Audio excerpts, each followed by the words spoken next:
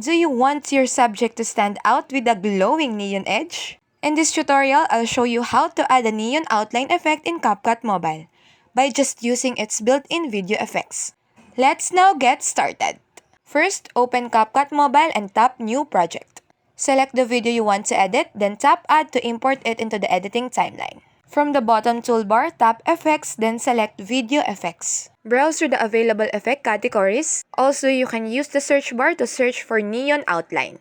Tap the effect to preview it.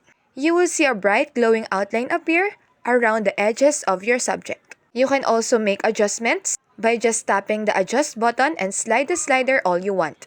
The slider option depends on the version of CapCut you have.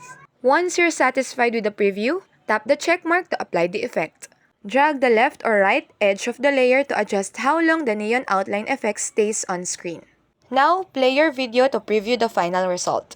And that's how you add a neon outline effect in CapCut Mobile. Glow bright, edit right. Thank you for watching and happy editing. Don't forget to like, share, and subscribe.